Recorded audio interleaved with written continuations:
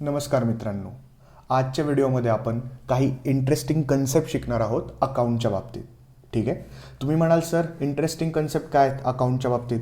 आज आपली व्हिडिओ एकदम बेसिकपासून सुरुवात होणार आहे, पण त्याआधी मी काहीतरी तुम्हाला आज एक स्टोरी सांगतो. ठीक आहे. तुम्ही म्हणाल सर कसली स्टोरी. बाळांनो, ज्या वेळेस मी शाळेत होतो त्यावेळेस मला कोणीच व्यंकटेश हे माझं खरं नाव, हे माझं नाव तुम्हाला तर माहितीच आहे, या व्यंकटेश पूर्ण नावावर मला कधीच हाक कोणी मारली नाही. मला सगळे वेंकी, चंकी काहीही बोलवायचे. ठीक आहे. म्हणजे सांगायची गोष्ट काय की माझं नाव होतं व्यंकटेश पण मला बोलवायचे वेंकी. ठीक आहे. तसंच तुमच्या बाबतीतही बऱ्याच लोकांच्या घडलं असेल की काही लोकांचे नाव मोठे असतात तर त्यावेळेस त्यांना आपण शॉर्ट करतो. हेच आपण बघितलेलं आहे बाळांनो अकाउंटच्या बाबतीत. तुम्हाला पण माहिती, आपण अकाउंटमध्ये या दोन टर्म तर नेहमी वापरतो. एक असते डेबिट आणि एक असते क्रेडिट. ठीक आहे.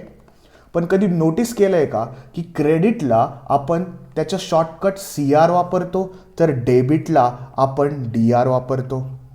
तुम्ही म्हणाल सर यात काय शिकवायचं आहे, सर यात काय फालतूपणा. बाळांनो, एक गोष्ट लक्ष द्या. डेबिट आणि क्रेडिटमध्ये त्याच्या शब्दातले आपण शॉर्टकट यूज केले. जसं की व्यंकटेशला वेंकी असं आपण म्हणत होतो, राईट. जसं माझा एक मित्र होता संतोष, तर त्याला म्हणायचे संत्या, अय संत्या. ठीक आहे. पण आमच्या शाळेमध्ये असं कधीच झालं नाही की संतोषला वेंक्या म्हटलेत आणि व्यंकटेशला संत्या म्हटलेत. सर काय बोलताय तुम्ही, याचा काय लॉजिक आहे. बाळांनो सांगतो ऐका. संतोषच्या वर्डपासून संत्या हा वर्ड डिराईव्ह होतो.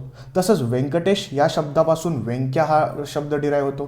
तुम्ही मला सर काय बोलताय, काय लॉजिक आहे याचा डेबिट आणि क्रेडिटची. बाळांनो, तसंच मला सांगा, क्रेडिटपासून तर आपण CR घेतो कारण की फर्स्ट 2 लेटर्स त्याचे CR. पण डेबिटमध्ये कुठे R पाहिला आहेत का, नाही ना.